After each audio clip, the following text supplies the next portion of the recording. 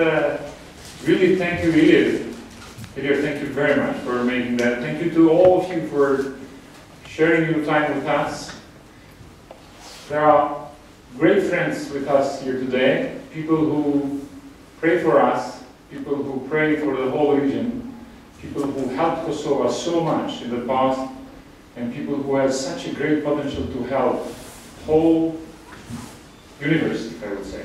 Especially their focus is here in the region, in Kosovo, and we've been sharing their time. They slept last night only 2 or 3 hours.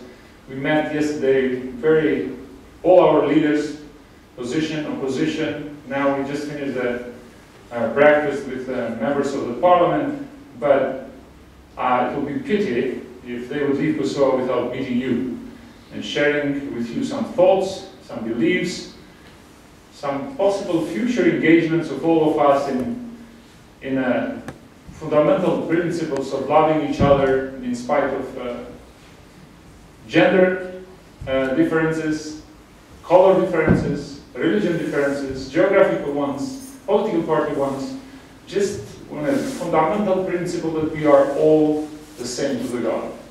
This is not a religion speech that they are going to take, but this is just a message how important it is of being together in spite of differences that we have. David Beasley is an ex-governor of Carolina for 2 mandates, 14 years member of the Congress, the youngest congressman ever in the United States. He was only 21 years old. That means all of you could be a member of the House and Congress in the United States. So I will tell a story that he didn't tell. When he went as a congressman in the Congress, he approached to the oldest congressman there to say, "Hello, I am now your colleague." And in the Congress there are so many interns that they help the Congress people to handle their very busy schedule. And he thought that there is a boy from high school who is going to help him. And said, he was going to say, "My name is David Beasley," and he said, "My son, go and bring me a coffee there with sugar, just a little sugar and some milk." He will continue to tell that, but David Beasley here, please.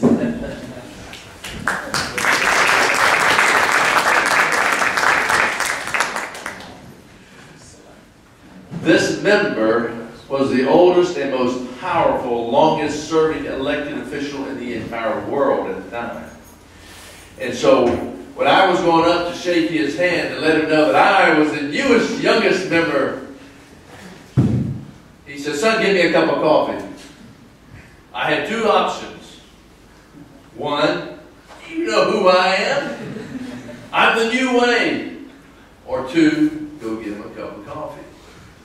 Humble myself and be a servant. I went and got him a cup of coffee and brought it back and said, "Here, Mr. Speaker, I'm David Beasley." Well, I'd been all in the news being this young person, but he didn't have a face with a name. So when I told him my name, he was just so embarrassed, humiliated. He took me under his arm and he trained me and mentored me, and it really, really impacted my life, all because I humbled myself as opposed to being arrogant and prideful. And so never underestimate the power of humility, of patience, of love and kindness.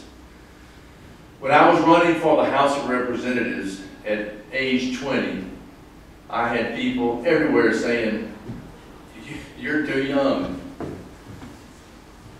And I said, "Yes, I am young. And I'd rather be young than old, wouldn't you?" They, "Oh, yes, you know." And I was fortunate enough to get elected at the age of 21 and became the youngest majority leader in the United States, youngest speaker pro tem, etc. But hard work and perseverance and respecting one another. The biggest and best friends I had in the Parliament, in the House of Representatives, were usually my biggest enemies on issues. We learned to love each other, respect each other. It was a remarkable thing. people would watch us fight on the floor, saying this and saying that, and taking this view and taking that view. And then they would see us vote, and we would walk out of the Parliament, out of the House of Representatives, arm in arm and hugging and laughing and sharing, and people would say, "How do you do that? He's your enemy." I said, "He's not my enemy. He's my friend." And that's what we're all about. We're what we would call ambassadors of peace, of reconciliation, how to love one another, how to care for one another. The National Prayer Breakfast, which is something was started in the United States, where we get members of Parliament to come together from different religions, different parties, different backgrounds, to learn how to respect one another. And we encourage you to respect one another, but also admire that God has created every single one of you differently. And admire those differences, respect those differences, not of opinion, in the sense of you agree and respect. You might not agree with their opinion, you might respect their opinion, but always admire that creation. Yes, you may be Muslim. Yes, you may be Christian. Yes, you may be even atheist. We gather together many times under the teachings of Jesus. Now, that's Christian. Moser Fat here is Muslim. We have atheist friends who admire the teachings of Jesus. They don't see him as a prophet, or as we see him as a Christian, but they see him as a great man who taught us to love our enemy. And so we come together under these teachings that say to love our enemy, to love one another. They're marvelous teachings that are universal. So we ask you to look to God, to look to one another. You'll make mistakes, I can assure you that. I've made more than probably anybody. But if you keep your heart pure and keep trying your best, people will forgive you, and people will respect you, and people will admire you, even if they're not of your political persuasion or of your ethnic or religious background.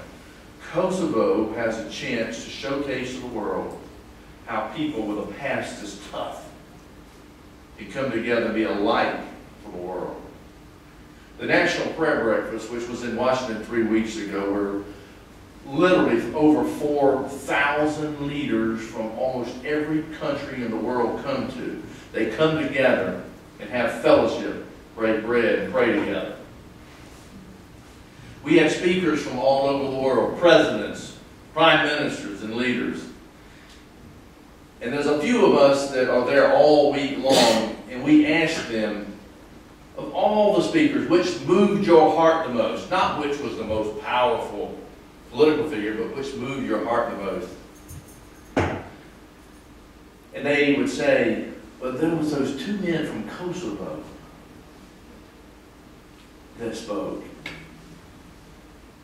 Tears were running down their cheeks, and they saw Ahmet and Slobodan, Serb, Albanian ethnic background, speaking together, showing how they can forgive one another, love one another, and it was powerful. Changing laws and changing policies is a good thing, but loving one another is more powerful than anything you will ever do. So, Ahmet, thank you for bringing us here. Moonzer Fat, who has done more for young people in Kosovo than anybody I know outside of Kosovo itself. He has been not just a friend of the president's, he's done special missions for us in the United States government, from presidential special orders here, also in Iraq, also in the Middle East. And so he's here. And Ahmet, is it okay if I just introduce Moonzer to come up here? He's Lebanese, he's Sunni Muslim, he loves the teachings of Isa al-Masih, Jesus, and so Moonzer,